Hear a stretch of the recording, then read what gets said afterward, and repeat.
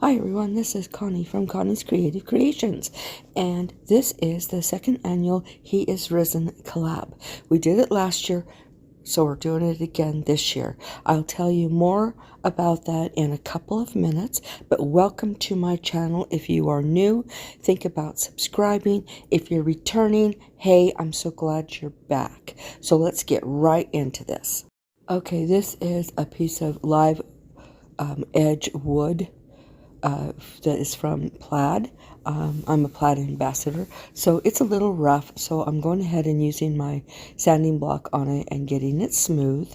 And then I have got dark blue, a light blue, and a white, and those are all Applebarrel and Folk Art. No, those are all Applebarrel paints. And I am painting, I'm just using my brush with the paints on the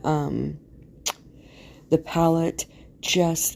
I'm not mixing them on the palette. I'm mixing them as I paint. And I'm just making a sky. So I'm just kind of mixing it. You know, if you ever look at the sky, you'll see that sometimes it's not pure blue, especially if it's a little cloudy. And that's what I was going for. Okay, this is one of those trailers from the Dollar Tree that was covered in tinsel. Okay, so I took it apart, took all the tinsel off, and I put this packing paper, which I crumpled up, and then I drew out a doorway in the paper. So now I am going to use hot glue, and I'm going to hook the paper onto this form, which to me doesn't look like no trailer anymore, of course.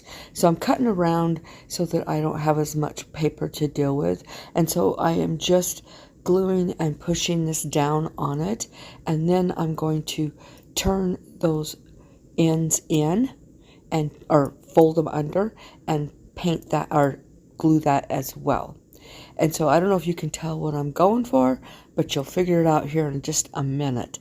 So I am just literally just gluing this down and making sure that it is secure. Some areas I had to snip the paper to go around the curve, but it wasn't too hard. This was a fairly easy thing to do. And I'm just getting it all done up, and then we'll move on to the next part.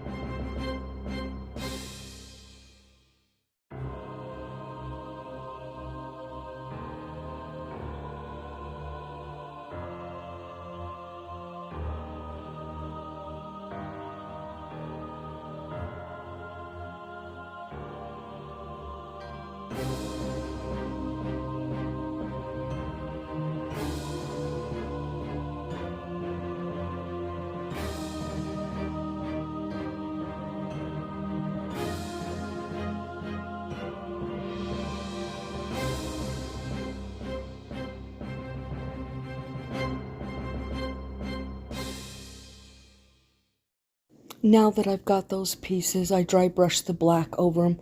I am gluing them onto the wood. You can see I didn't show you all the painting. It's a sky with the ground. I'm putting the stone in front of it. And then this piece, all I have to do now, I've got to do a little bit of painting with brown. I think it was burnt umber. I am painting 3 crosses on like Heel Gomorrah in the, far away. And then I'm going to put some cricket wording onto this. So this vinyl is the Oracle 651. I get that off of Amazon, and you can, down in the description box, you can find the link to my link tree, and it will be on my link tree, or you can just click on it. It'll take you straight to Amazon. Also, don't forget to check out the description box. Down there will be the playlist link, as well as any other information about the different people that are in this collaboration with me. So you definitely do not want to forget to do that. Also, like I said before, don't forget to hit subscribe. Helps my channel immensely to grow so that I can continue bringing content to YouTube and to my viewers. And if you hit the subscribe button, click on that bell and click on all. That way you should be notified of every video that I do. As well as, don't forget to give me a big old thumbs up, because that helps my channel as well. And also leave me a comment if you'd like. I love to read them. I love to respond to them. So let's get back into this. As you can say, this says he has risen, with the scripture quote from the Bible. And yes, so I'm just getting this all weeded. I finally figured out how to weed easy. Most of the time I don't have any real big issues. I just stick with it and be diligent with it. And so it says he is here, he is risen. I can't see the rest. The paper's bent. And it just as he said. And then it has the scripture to that. So I'm just kind of laying it out to see exactly where I want it. And then I will go ahead, and I use peel and stick for my transfer paper or tape. It's not super sticky, and that's what I like. I hardly ever pull up any paint at all by using this, and it's not hard to use. I've used a lot of different ones. I've used contact paper. I've used Cricut transfer tape. I've even used masking tape, which the problem with masking tape is you can't see through it very well. A lot of people use it. I find it a little more difficult. So when I found peel and stick, that's what I am going to continue using, because I love peel and stick. And so, yeah, I'm just getting these words on here. And then once it is done, I'm not sure if it's been a few weeks since I made this video. I can't remember if I Mod Podged over the lettering or not. This is going to be in the house, so it's not as pertinent that it needs to be. But a lot of times I do anyway, because it does, the heat and stuff does peel. So this is the scripture, and I cannot see it. You'll be able to see it. My screen's really small, so I cannot see. It's Matthew something. You can see it. Sorry about that. So here I am. I'm just going to I had my little eye on one of the it disappeared. I couldn't find it, so I had to cut another little eye out, a little dot over the eye, and put that on there, and that was it. So I hope you guys really enjoy this. Yes, I am going to put Mod Podge matte over the lettering. I know it says it's permanent, but I've had, the one problem I have had with vinyl is it heat, in the house, and then cold, it starts to lift up on the edges. So I just put that Mod Podge on it, and I'm putting it all around all on where the paint is, other than the actual rock, mountain, whatever you want to call that. So, all right, this is the second annual collab of He Is Risen. Me and 6 other women came together last year and did the collab. Now we're doing it this year. So we are doing things that shows our faith. So don't forget to check out the description box, and let's get right back into the next project. All right, I am going to be making a cross. Now, I'm using painter sticks, and I'm using wood glue and hot glue. So it's going to be 3 standing up, one across. Now I've got those pieces that was cut off from the end of, yes, Connie, think. The end of paint sticks. And I'm going to be using that for in between, and I'm going to be using it to brace this so that it is stronger. So I am using wood glue and hot glue, so I'm leaving some spots for the hot glue. That's going to give me the quick hold.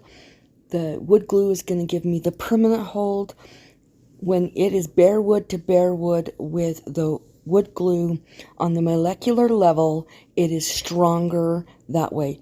So I don't like to use wood glue on painted or stained wood because it's not as strong. Now it is stronger than the wood, the glue is. So if you try to break it, you're going to break your wood first if it's good wood glue. And this is from the Dollar Tree, and I have no issues with it. I do have some that is stronger that I use out in my garage that is a much stronger glue, and so much better. So I use that a lot. So you can tell I am affixing this. Now I want another piece on the other side, and that's why I had to put the little pieces in between, because they wouldn't touch each other, and I wanted them to be really strong. So that's why I went ahead and put the small pieces in between on the ends, and then I'm going to put the other piece on top of it and sandwich the center pieces together so that it all goes to, so it all matches up. And so I'm going to go ahead and do the same thing with the wood glue and the hot glue, and then I'm going to put that on there, and then I'm going to use a few more of those smaller pieces and just put it across the back of the cross so that just for stability of the whole cross. You don't want it to come, break or anything, just for, and all of that, you need it to for strength. But I didn't do that yet. I went ahead and did that with after I did the Waverly Antique Wax.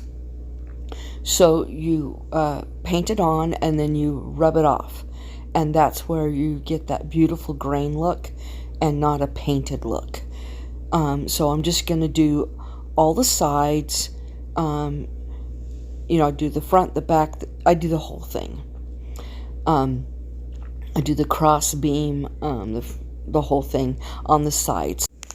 Now I am putting the cross bars on the back. I remember to do that before I antique waxed on the back. Not that anyone was going to see back there, but I didn't want any chances of it, so I went ahead and used the antique wax all across the back and covered it completely.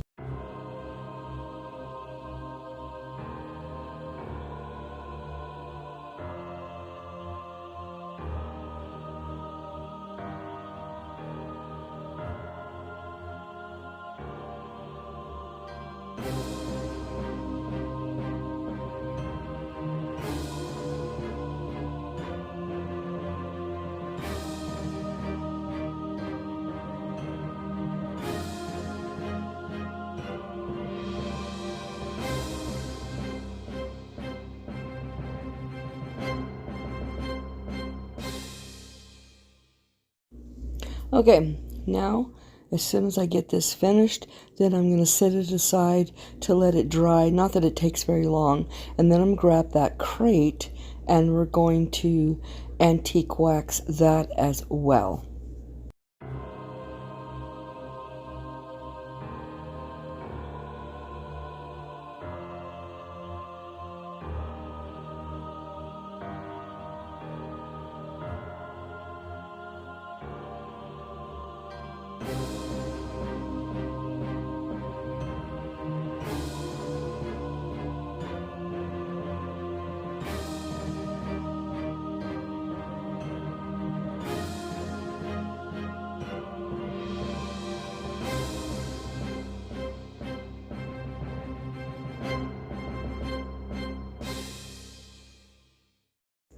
Okay, as I am finishing up this box and getting it completely done. Now I do, that's not what I meant to say. I use the antique wax about an inch down on the inside. I didn't think that you would be able to see it bare wood, but I didn't want a chance that you would see it bare wood.